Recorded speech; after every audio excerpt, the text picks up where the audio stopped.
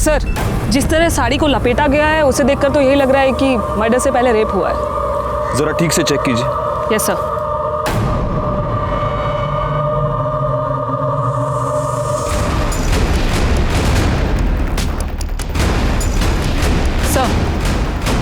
Sir ये एक नहीं 2 बॉडीज हैं। क्या? मेरा मतलब है सर, एक बॉडी में 2 डेड बॉडी। बॉडी का निचला हिस्सा किसी आदमी का है और ऊपर का हिस्सा औरत का। यानी कि मर्डरर ने एक आदमी और एक औरत का मर्डर करके उनकी बॉडी को बीच से काट के आपस में सिल दिया।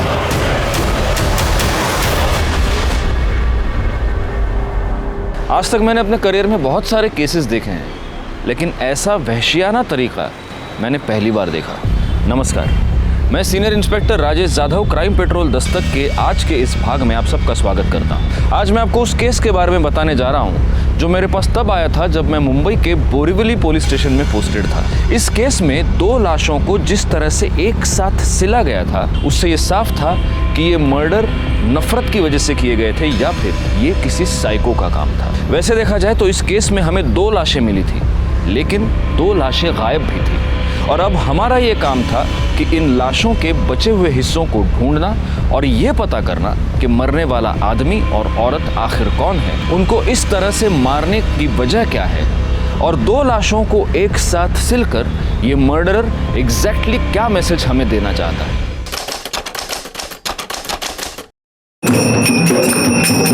आयुष्मान बाबा की, आयुष्मान बाबा की, आयुष्मान बाबा की,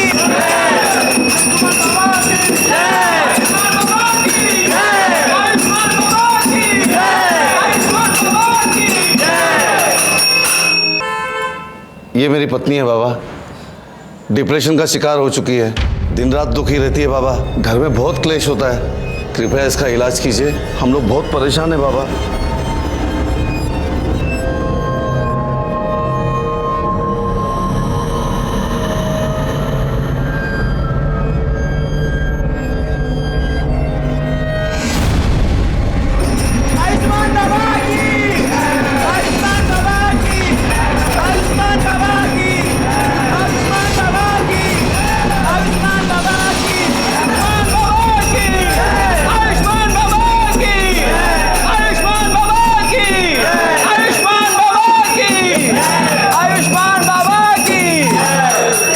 जा ले जा अपनी पत्नी को घर, शीघ्र ही वह ठीक हो जाएगी। बाबा की जय हो, बाबा की जय हो। आओ भक्तों, बाबा का आशीर्वाद ले लो।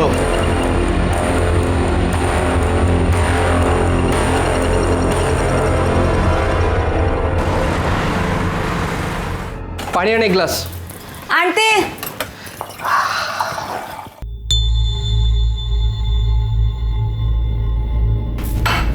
ये ले, घर खर्च के लिए। अब देख क्या रही है, पगार हुआ है आज। मुझे नहीं चाहिए तेरे पाप की कमाई। क्या बोलिस? पाप की कमाई? ये मेरी मेहनत का पैसा है। मेहनत का पैसा? हाँ, ये मेहनत का पैसा है तेरा या तेरे उस ढोंगी कमीने बाबा की पाप की कमाई है? ए बाबा को कुछ मत बोला, देख दांत तोड़ दूंगा मैं तेरे। तू भूल गया सब क्या किया था? वो बाबा जो भक्ति के नाम पे दूसरी औरतों की चुम्मा चाटी करता है। देख, मुझे तेरा नहीं पता, पर मुझे बहुत शर्म आती है इस पाप की कमाई खाने में। चल तेरी तो मैं।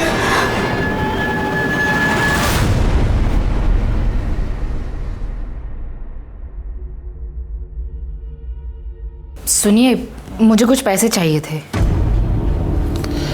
देखो साक्षी, तुम्हें अच्छी तरह से पता है मुझे इस तरह के ढोंगी बाबा और उनके चमत्कार पे बिल्कुल विश्वास नहीं है और ऐसे काम के लिए मैं तुम्हें 1 रुपया भी नहीं दे सकता। तुम्हें हो या ना हो, पर मुझे है, और ये सब मैं रिया के लिए तो कर रही हूँ ना। देखो साक्षी, मेरी प्यारी रिया को ठीक करने के लिए किसी ढोंगी बाबा की कोई जरूरत नहीं है और खबरदार तुम इसे किसी के पास लेकर गई ऐसे बाबा के पास।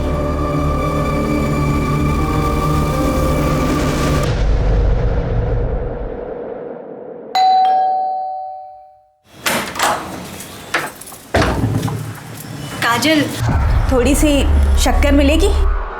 वाटी अनलेस? हाँ, वाटी।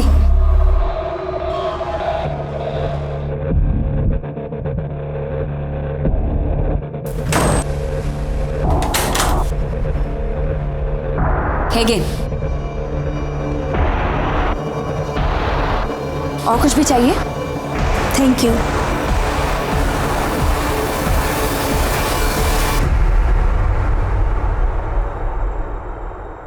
ठीक किया जो तुम इसे मेरे पास उपचार के लिए ले आई। बाबा मेरी रिया चल तो सकेगी ना? अवश्य।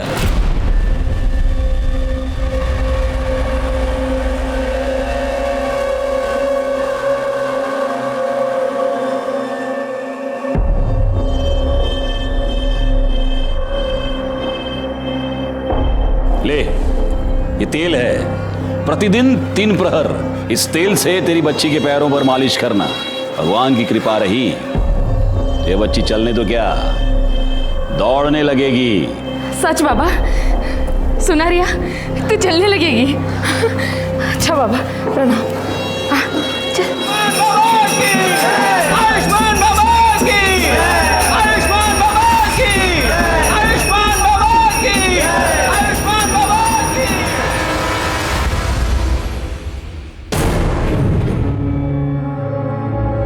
रिया बेटा, बेटा क्या हुआ? बाप रे, क्या हो गया है लोगों को? इतने घटिया लोग भरे पड़े हैं ना, रेप पर रेप के केस आ रहे हैं। अब 60 साल के बुड्ढे ने एक 20 साल की लड़की का रेप कर दिया, बताओ। रिया, रिया बेटा, रिया बेटा क्या हुआ? क्या हुआ बेटा? रो क्यों रो? क्या हुआ? ओ बेटा मुझे बताओ। अरे किसने कुछ कहा क्या? मुझे बताओ ना, क्या हुआ? अरे भाई ये रो क्यों रही है? क्या हुआ इसे? क्या हुआ बेटा? बेटा मुझे बताओ क्या हुआ?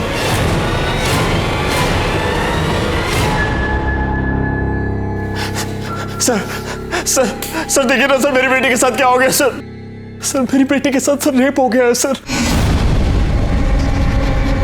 आप प्लीज बैठिए और मुझे शांति से बताइए कि एग्जैक्टली क्या। सर मेरे मना करने के बाद भी ना मेरी बीवी साक्षी सर मेरी बेटी को ना उस ढोंगी बाबा के पास लेके जाती थी सर 6 महीने से।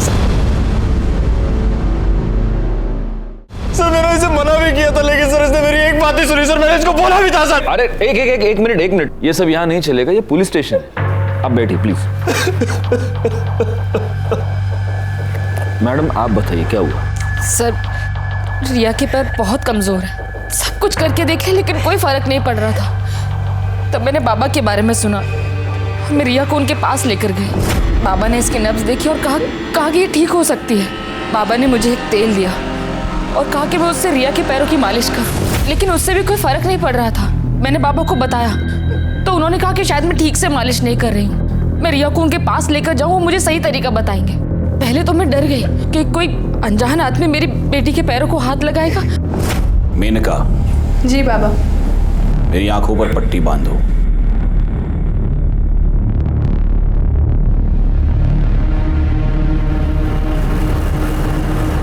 उसके बाद मुझे विश्वास हो गया कि बाबा ढोंगी नहीं है। लेकिन फिर 3 महीने पहले बाबा वो आज मेरे पास फीस के लिए पैसे नहीं हैं। अरे रे रे रे रे रे रे रे, पैसे नहीं है तो कोई बात नहीं, अब पैसा ही सब कुछ थोड़ा ना है, क्यों बाबा, है ना? अब पैसा नहीं है तो उसके बदले कुछ और देना पड़ेगा। अलग चीज मतलब उसके बाद मैं तेल लेने के लिए अकेले आश्रम गई। वहां पर उन्होंने मुझे वेटिंग रूम में बैठने को बोला।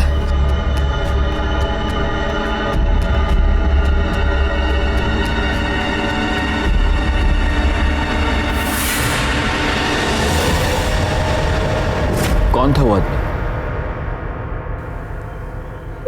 पता नहीं सर, लेकिन जब होश आया तो देखा कि मेरे कपड़े मेरे साथ भी रेप हुआ था। उसके बाद 2 बार और ऐसा हुआ। 3 बार तेरे साथ रेप हुआ, तूने मुझे बताया तक नहीं? तुझे मजा आ रहा था रेप करने में, और मेरी बेटी को लेकर गई उस ढोंगी बाबा के पास। तुझे कितनी बार बोला था? तुझे कितनी बार बोला इसको मत लेके जाओ? 1 मिनट अभी आप बैठेंगे प्लीज, वरना मुझे आपको बाहर निकालना पड़ेगा। रिया में इंप्रूवमेंट दिख रही थी। अगर मैं तुम्हें बताती तो तुम ट्रीटमेंट रुकवा देते, इसलिए मैंने नहीं बताया। लेकिन फिर 4 दिन पहले 13 तारीख को मैं रिया को लेकर आश्रम गई। आर्यमन ने हमें कहा कि हम वेटिंग रूम में वेट करें, बाबा बाहर गए। उनके शिष्य ने हमें एक शरबत पिलाया, जिसे पी के हम दोनों बेहोश हो गए। लेकिन बेहोश होने से पहले मुझे याद आर्यमन मुस्कुरा रहा था। मुझे लगा कि फिर से, लेकिन जब मुझे होश आया तो मेरे साथ कुछ भी नहीं हुआ था। लेकिन रिया वहां से गायब थी।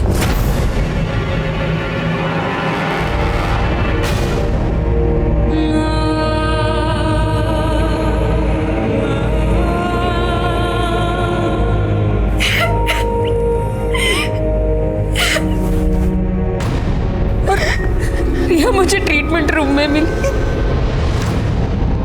मैंने आर्यमन से पूछा कि उसने ऐसा क्यों किया, तो उसने कहा कि उसने तो रिया को हाथ तक नहीं लगाया।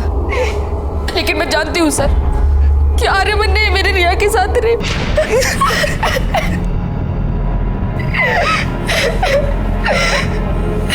बेटा, क्या तुमने उस आदमी को देखा? वो आर्यमान ही था? नहीं, वो आर्यमन नहीं, आयुष्मान बाबा थे।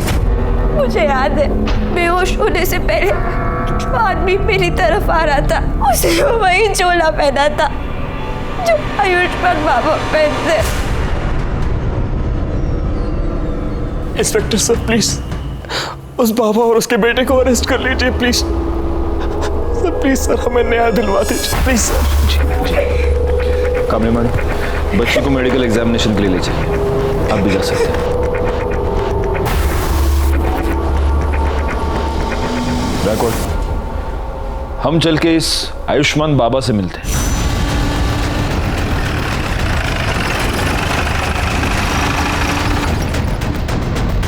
साक्षी हम पर ऐसे आरोप कैसे कर सकती है अपने बाबा के बारे में? देखिए, आपको जो कुछ भी कहना है आप पुलिस स्टेशन चलकर कहिए। चलिए। ए साहब, एक मिनट बेटा, ये कोई आम आदमी, चलते फिरते आदमी नहीं है, बाबा है, आयुष्मान बाबा।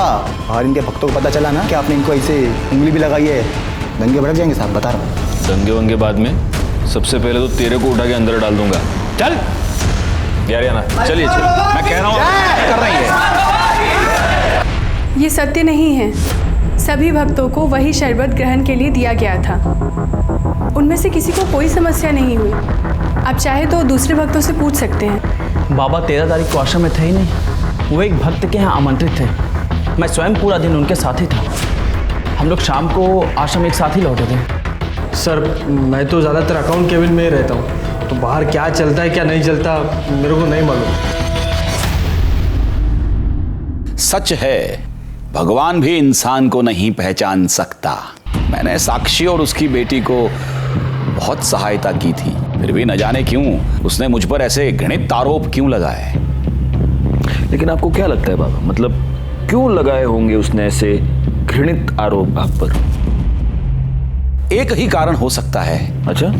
मेरे उपचार के पैसे देना नहीं चाहती होगी, अन्यथा मदद जो करता है उसे ऐसे प्रत्युत्तर में ऐसे घृणित आरोप कोई नहीं लगाता। लेकिन उसकी चूक हो गई, वो चूक गई। 13 तारीख को पूरा दिन हम आश्रम में थे ही नहीं। सर, इसके असिस्टेंट गणेश ने भी यही कहा कि ये लोग शाम को वापस आए थे। क्योंकि यही सत्य है, हमारा शिष्य गणेश पूरा दिन हमारे साथ था, और जिस भक्त के यहां हम पूरा दिन उपस्थित थे, आप उनसे भी पूछ सकते हैं।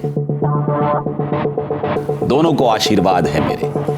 अब हम यहां से प्रस्थान करेंगे। अरे नहीं नहीं नहीं नहीं, प्रस्थान वस्थान आप कुछ नहीं कर सकते अभी। क्या है बाबा, आप रेप अक्यूज्ड हैं, तो अब आप यहीं रहेंगे। बैकवर्ड, बाबा को उनकी कुटिया दिखा दो। अब अगले कुछ दिन तक भजन पूजन कीर्तन कीर्तन वहीं पे ले जाओ। चलिए। देखिए ये गलत है।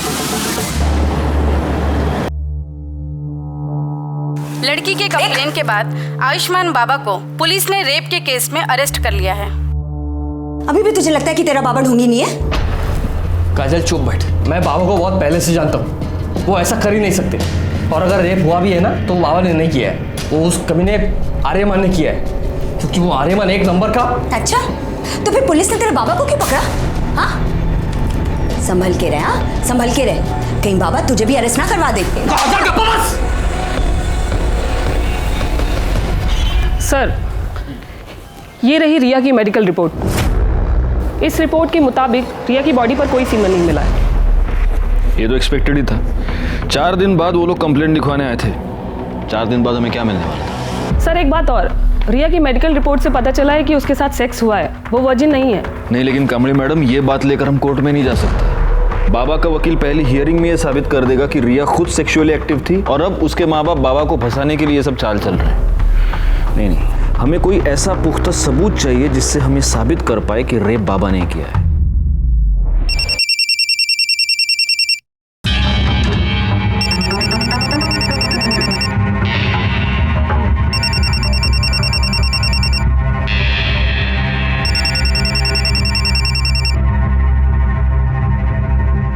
हेलो, तेरी हिम्मत कैसे हुई बाबा के खिलाफ कंप्लेंट लिखवाने की?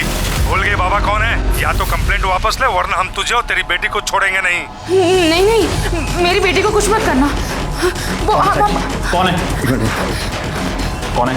कौन है? कौन बोल रहा है? हिम्मत है तो सामने आके बात कर। अरे फोन पे क्या धमकी दे रहा है? आ सामने। हेलो हेलो, काट दिया। जो भी ऐसे छोड़ूंगा। कहाँ जा रहे हो? अरे पुलिस को इन्फॉर्म करने जा रहा हूँ। नहीं, उसने धमकी दी है। साक्षी तुम अब भी नहीं समझ रही हो, हमें पुलिस को इन्फॉर्म करना पड़ेगा। ये सब बंद होना चाहिए। नहीं, आप मेरी बात सुनिए ना। साक्षी प्लीज, देखिए मेरी बात सुन। Please Sakshi.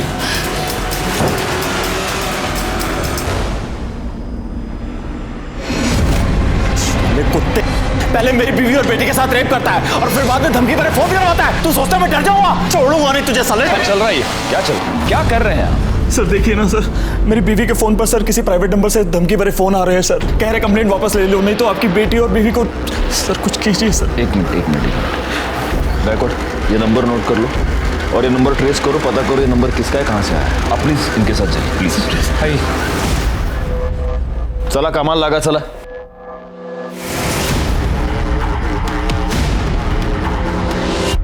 सर, आयुष्मान बाबा को बेल मिल गई है। ये तो नहीं था, सिवाय इनकी कंप्लेंट के हमारे पास है ही क्या? फॉर्मेलिटीज पूर्ण कर। सर,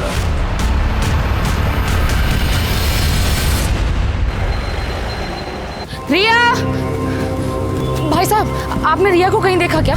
नहीं। रिया को कहीं देखा क्या? नहीं। वॉचमैन भैया, रिया को कहीं देखा क्या?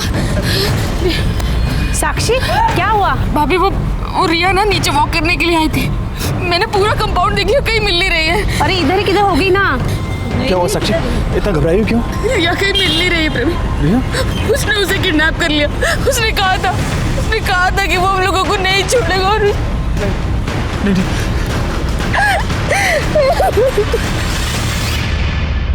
हरामखोर, रिया का रेप तूने किया है ना, मुझे सब पता है। क्या रे बड़ऊ, मैं किया है, क्या लगा के रखा है?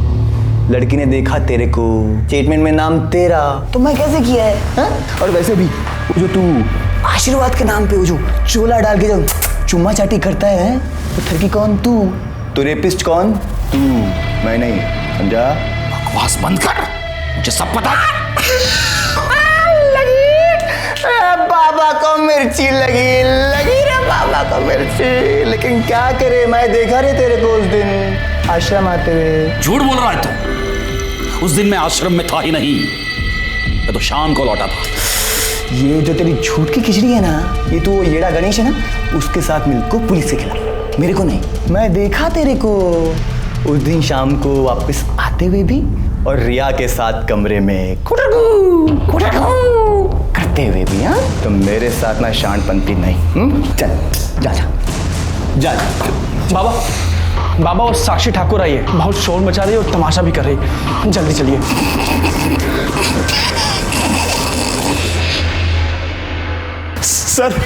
सर हमारी बेटी रिया गायब हो गई है सर। उसे बचा लीजिए सर, उन्हीं लोगों ने सर किया है ये सब।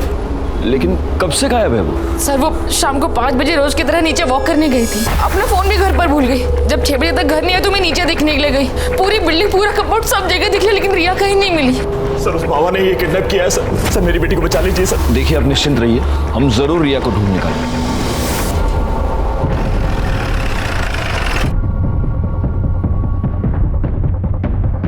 सर, बॉडी को सबसे पहले इन औरतों ने देखा।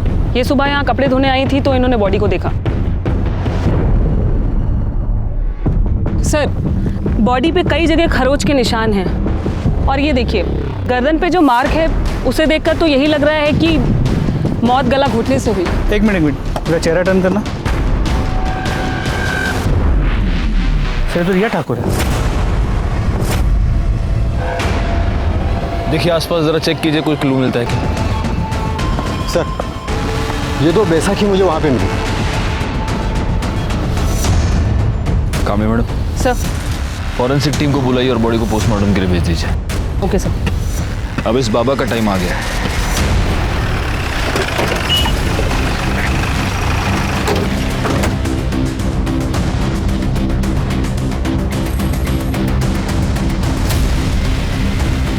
यहाँ तो ताला लगा हुआ है। सुनिए, ये इस आश्रम को ताला क्यों लगा हुआ है? पता नहीं साहब, हम तो जब सुबह दुकान पे आए तो देखा कि ताला लगा है।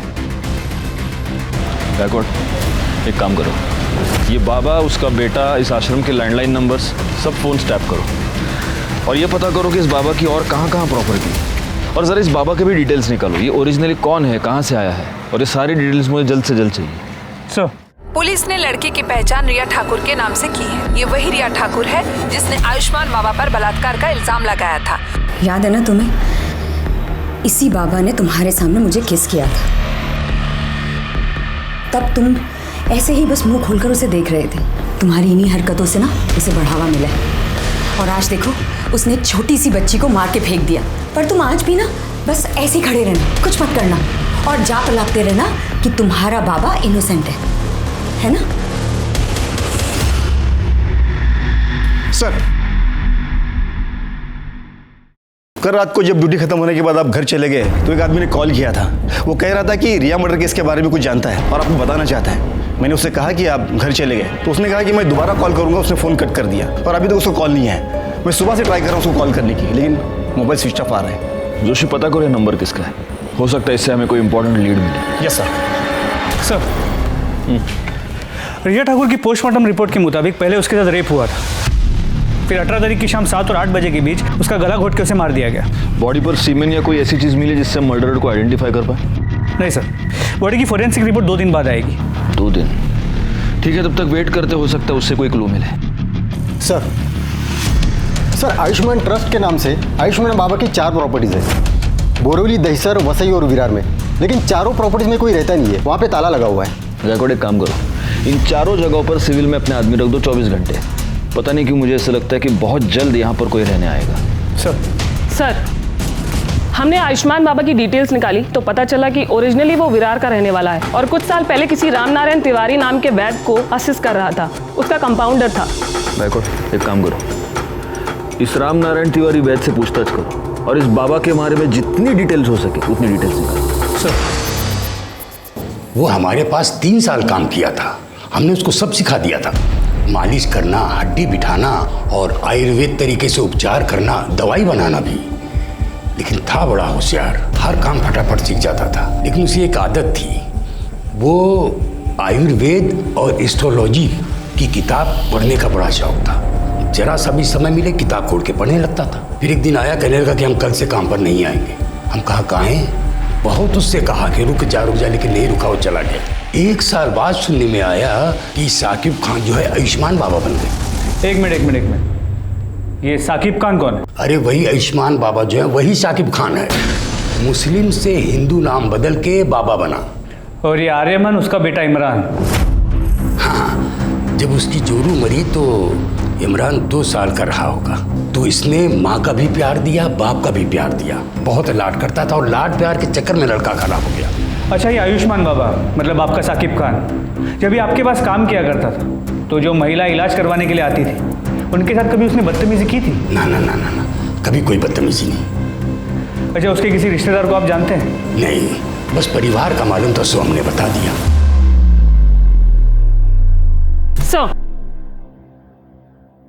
साक्षी ठाकुर को जिस प्राइवेट नंबर से थर्ड कॉल आ रहे हैं वो पिछले 24 घंटे में अलग अलग लोकेशन पर ऑन ऑफ हो रहा है। आपने ट्राई करके देखा? हाँ सर, हमने कई बार ट्राई किया पर हर बार ऑफ बता रहा है। और सर एक बात और, ये नंबर सूरज यादव के नाम पर रजिस्टर्ड है। हमने उसके घर का भी पता किया पर वो एड्रेस भी फेक निकला। आप लगातार ये नंबर ट्राई करते रहिए और उसकी लोकेशन ट्रेस कीजिए। सर, कल रात को जिस नंबर से कॉल आया था वो मोबाइल नंबर किसी निखिल परांजपे के नाम पे रजिस्टर्ड है। निखिल परांजपे? Yes sir. निखिल परांजपे तो आयुष्मान बाबा का अकाउंटेंट है। यानी कि वो हमें कोई इन्फॉर्मेशन देना चाहता है। हम यहाँ बैठे बैठे उसके फ़ोन का वेट नहीं कर सकते। कामड़ी मैडम, एक काम कीजिए, आप फौरन जाके निखिल परंसपे के बारे में पता कीजिए। Yes sir.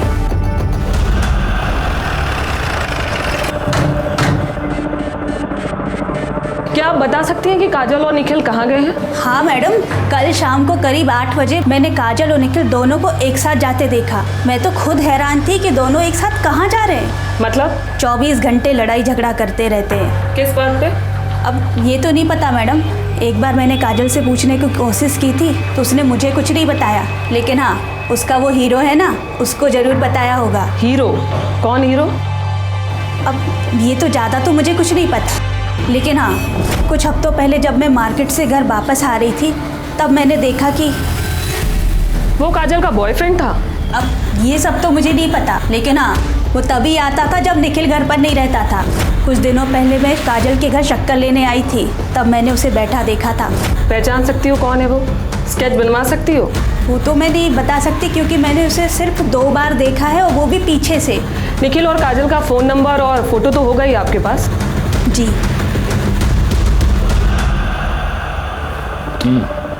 मतलब आयुष्मान बाबा सादिक खान है जो फ्रॉड करने के लिए एक हिंदू बाबा बना। गायकवाड़, मैंने तुम्हें उसके प्रॉपर्टीज पर नजर रखने के लिए कहा था, उससे कुछ पता चला? नहीं सर, अब तक तो वहाँ कोई भी नहीं आया और आसपास के लोगों से पूछताछ की तो समझा कि उन प्रॉपर्टीज में हमेशा ताला होता है। वहाँ किसी को आते जाते देखा नहीं है। उसके बैंक अकाउंट चेक किए? उसे पैसे की जरूरत तो पड़ती होगी। वहाँ से भी कोई लीड नहीं मिल पाया। जब से बाबा गायब हुआ है अकाउंट्स में ना कोई पैसे डिपॉजिट हुए हैं ना ही विड्रॉ। बड़ी अजीब बात है, एक फ्रॉड बाबा गायब होता है, उसके साथ उसका अकाउंटेंट गायब होता है और साथ में अकाउंटेंट की बीवी भी गायब होती है। अच्छा, अभी कामड़ी मैडम ये बता रही है कि बीवी का किसी के साथ अफेयर चल रहा था। हो सकता है इन दोनों के बीच में बहुत झगड़े थे इसीलिए उसका अफेयर चल रहा था, या फिर उसका अफेयर चल रहा था इसलिए झगड़े थे। कोई और रीजन लगता है? सर मुझे तो लगता है झगड़े का रीजन उसकी बीवी का अफेयर ही हो सकता है। लेकिन अगर ऐसा है तो कल शाम को दोनों एक साथ कहाँ पर गए थे? कहीं ऐसा तो नहीं कि मर्डरर को पता चल चुका था कि निखिल पुलिस को कोई इन्फॉर्मेशन देने वाला है, इसलिए इन दोनों मियाँ बीवी को साथ में कहीं पर बुला लिया? सर मुझे लगता है कि ये निखिल काजल और उसके बॉयफ्रेंड को कन्फ्रंट करना चाहता था, इसलिए उन्हें साथ लेकर गया, मगर काजल और उसके बॉयफ्रेंड ने निखिल को गायब कर दिया और दोनों भाग गए। पॉसिबल, लेकिन फिर भी ये थियरी है गायकवाड़। हम कंफर्म ये नहीं कह सकते कि निखिल अपनी बीवी के अफेयर की वजह से गायब है या फिर बाबा की वजह से। और गायब होकर गया कहाँ है? सर, गोरे के जंगल एरिया में एक लाश मिली है।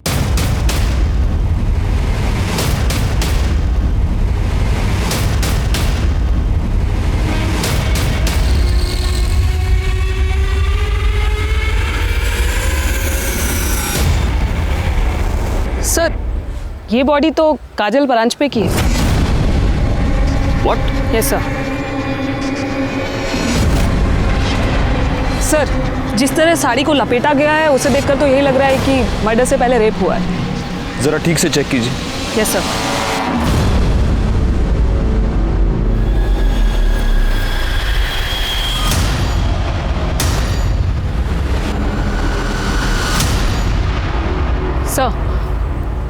सर, ये एक नहीं 2 बॉडीज हैं।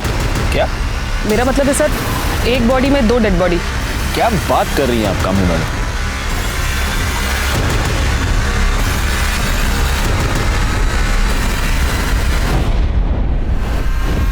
बॉडी का निचला हिस्सा किसी आदमी का है और ऊपर का हिस्सा औरत का है। या तो ये निखिल हो सकता है या फिर काजल का बॉयफ्रेंड। ये हो सकता है कि निखिल ने काजल को और उसके बॉयफ्रेंड का मर्डर करके उन दोनों की लाश को ऐसे इस तरह से सिल दिया होगा। पर सर, बॉडी को कोई इस तरह स्टिच क्यों करेगा? हो सकता है वो ये स्टेटमेंट करना चाहता हो कि तुम दोनों का अफेयर था, तुम दोनों एक साथ आना चाहते थे, लो मैंने तुमको मार के एक कर दी। निखिल तो साइको लग रहा है। बिल्कुल है, लेकिन ये सब तब तक एक थियरी है जब तक हमें ये पता नहीं चलता कि ये बॉडी का निचला हिस्सा आखिर किसका है।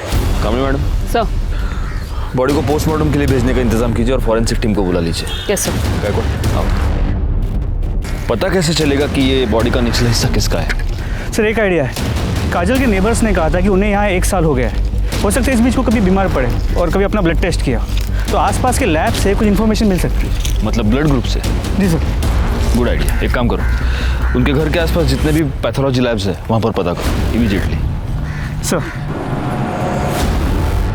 पैथोलॉजी लैब से मिली रिपोर्ट और पोस्टमार्टम रिपोर्ट में जो ब्लड ग्रुप आया है उससे ये साफ होता है कि लोअर बॉडी निखिल परांजपे की है।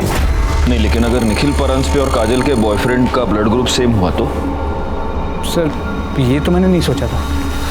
पोस्टमार्टम रिपोर्ट के मुताबिक काजल का मर्डर 19 मई को रात 9 से 10 के बीच हुआ है और मृणाल ने हमें बताया कि उसने उन दोनों को 8 बजे घर से निकलते हुए देखा। मतलब निखिल ने यहाँ फ़ोन करने के तुरंत बाद। Excuse me. हेलो, ठीक है सर। गोरे के डंपिंग ग्राउंड के पास 2 आधी कटी हुई डेड बॉडीज मिली।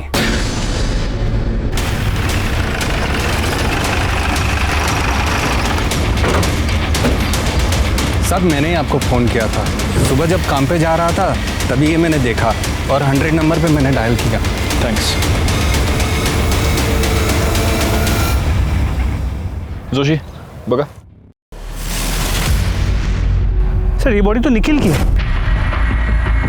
मतलब इसे इतना तो क्लियर हो गया कि उस बॉडी का निचला हिस्सा निखिल का था। सर सिर के पीछे गहरी चोट है। हो सकता है मौत की वजह ये चोट ही हो। सर ये देखिए।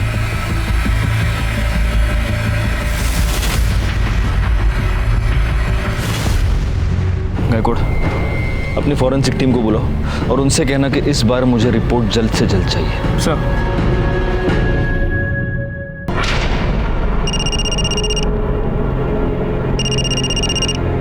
हाँ सर।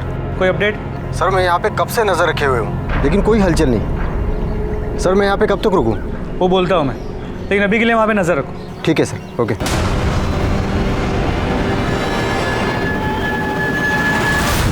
हे शिंदे ना येऊ सर।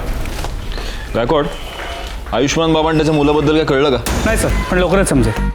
और सर ये निखिल की पोस्टमार्टम रिपोर्ट, इसके मुताबिक उसकी मौत 19 मई की रात 9 और 10 के बीच हुई है और मौत की वजह सर पे रॉड जैसी किसी चीज़ से वार किया जाना है।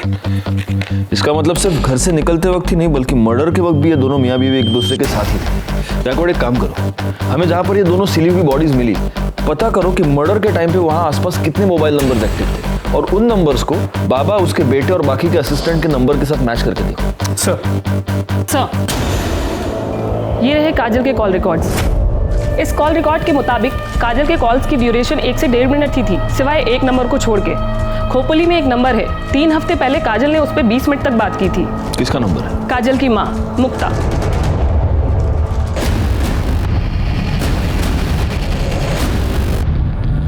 बड़ी अभागन थी मेरी काजल।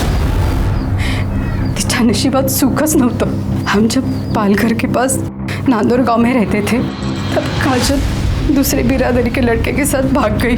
पूरे गांव ने हमें बेदखल कर दिया। हम लोग दर दर भटकने लगे, कभी यहाँ गावात कभी त्या गावात। अभी 1 महीना पहले नवीन को यहाँ काम मिला।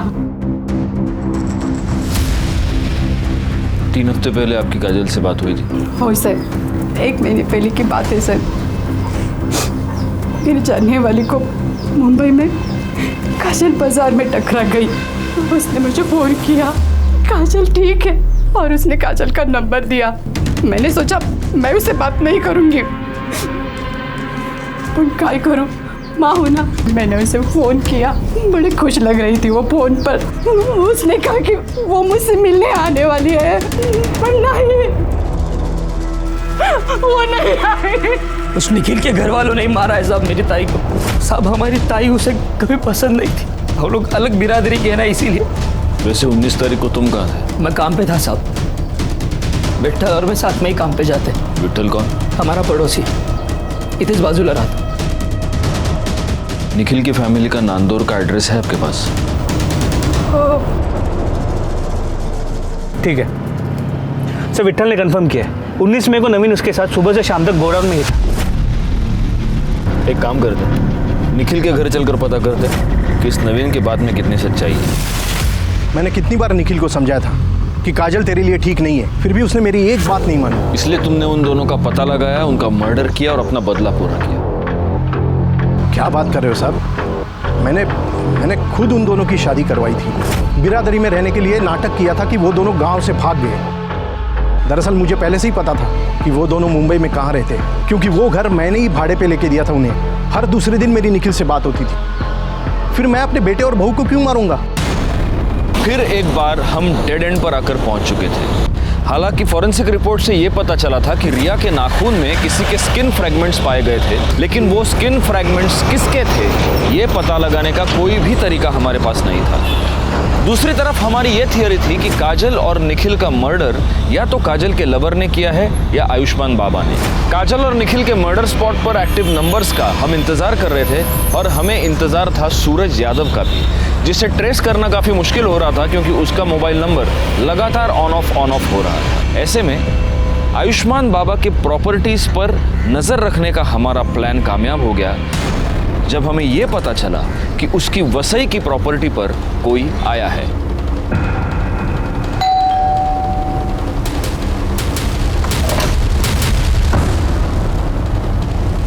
जी, आपका नाम? माजिद खान। सादिक खान को जानते हैं? हाँ, वो हमारे फूफी के लड़के हैं, हमारे बड़े भाईजान हैं। बड़े ताज्जुब की बात है माजिद साहब, आपकी आवाज़ आपके फूफी के लड़के से बहुत मिलती जुलती है। देखिए, आप हमें खामखा परेशान कर रहे हैं। हमारे बड़े भाईजान का उन्होंने जो किया है उससे हमारा कोई वास्ता नहीं है। गायकवाड़,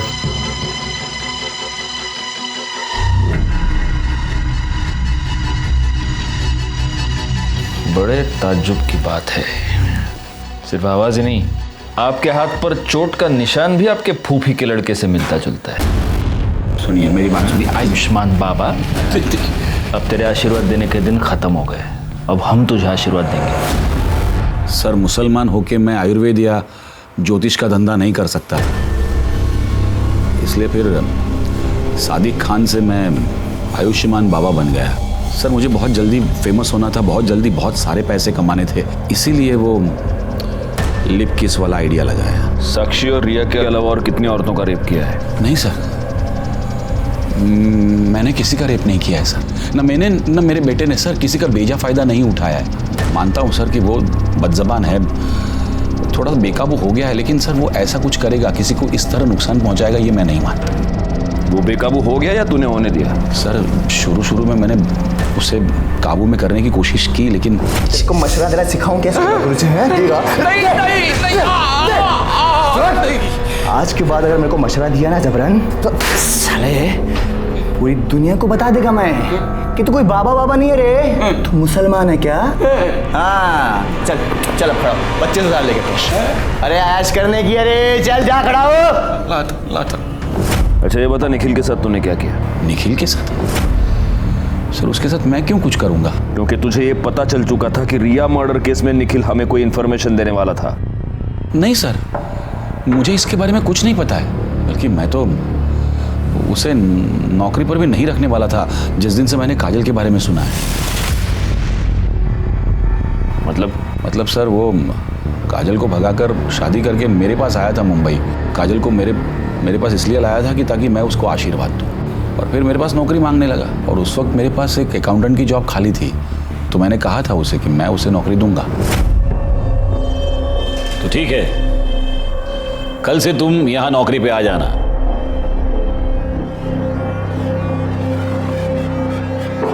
मेरी बीवी है।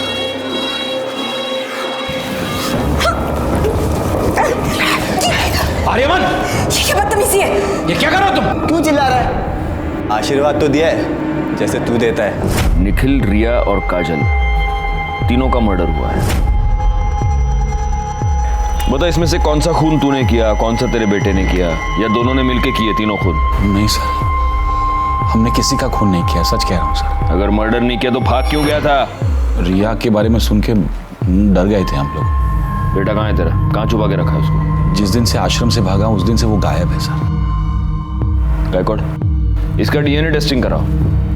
रिया के नाखून में जो स्किन का फ्रैगमेंट मिला उससे मैच करके देखो। आयुष्मान बाबा आखिर तक यही कहता रहा कि वो निर्दोष है, और हमारे पास भी उसके खिलाफ कोई भी पुख्ता सबूत नहीं था। हम उसके डीएनए टेस्ट के रिजल्ट का इंतजार कर रहे थे। आर्यमान अभी तक गायब था। ऐसे में हमारे पास उन फोन नंबर्स की लिस्ट आई जो 19 मई को रात 9 से 10 के बीच निखिल और काजल के मर्डर स्पॉट पे एक्टिव थे।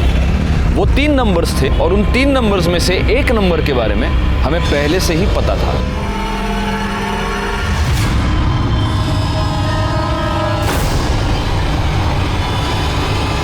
ताई की वजह से हमने बहुत दुख देखे थे साहब। मैं उससे बदला लेना चाहता था, पर पता नहीं था कि वो कहाँ रहती है। फिर पता चला कि आई को उसका फ़ोन नंबर मिला है। तो तू पहली बार में ही कामयाब हो गया। तूने काजल को फ़ोन करके गोराई बुलाया और वहाँ पे तूने उसको मार दिया। नहीं साहब, पहले मैं उसके घर गया था उसको मारने के लिए, लेकिन तब उसकी पड़ोसी ने मुझे देख लिया और दूसरी बार अखबार वाला पैसे लेने आया था। तो वो तू था जिसको मृणाल ने देखा था? मैंने सोचा कि ताई को किसी ऐसी जगह ले जाके मारना होगा जहाँ मुझे कोई देख नहीं पाए। हाँ बोलो नवीन। वो कुछ काम से मैं मुंबई आया था, तो आपसे कुछ ज़रूरी बात करनी है, मिलना था। अरे पर ताई, मैं वो सब आपको मिल के बताता हूँ। आप एक काम कीजिए, आप मुझे गुराई के पास आके मिलिए। अच्छा ठीक है, मैं आती है। क्या हो गया, यहाँ क्यों बुलाया? घर आ जाता ना। छोड़ूंगा नहीं। छोड़ उसे। देखा, मैंने तुझे कहा था इस तरह सुनसान जगह पे बुलाया, जरूर कुछ गड़बड़ है। सब उसके बाद मैं घर जाके विट्ठल को मना लिया, ताकि कल को अगर पुलिस पूछे तो उनसे झूठ कहे कि मैं दिन भर उनके साथ था। लेकिन तू अपने मोबाइल को नहीं मना पाया और तेरी मोबाइल लोकेशन ने तुझे फंसा दिया। निखिल और काजल के मर्डर की चार्जशीट फाइल करो इसके ऊपर। सर इन्फॉर्मेशन मिली थी कि सूरज यादव, जिसने साक्षी को थ्रेटनिंग कॉल किया था, वो एक प्रोस्टिट्यूट के पास रेगुलरली जाता है। सर उसी एरिया में भी सूरज का फ़ोन स्विच ऑन हुआ और उसने एक फ़ोन कॉल किया जिसे हमने रिकॉर्ड कर लिया है। सर सुनिए वो क्या कह रहा है।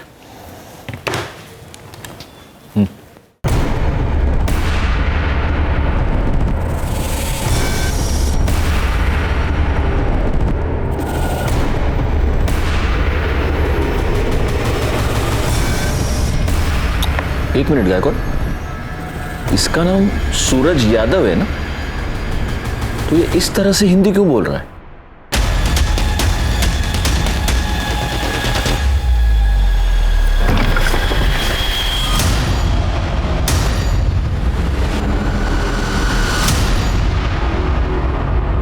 क्या बुलाऊं तुझे? आर्यमान, इमरान या फिर सूरज यादव?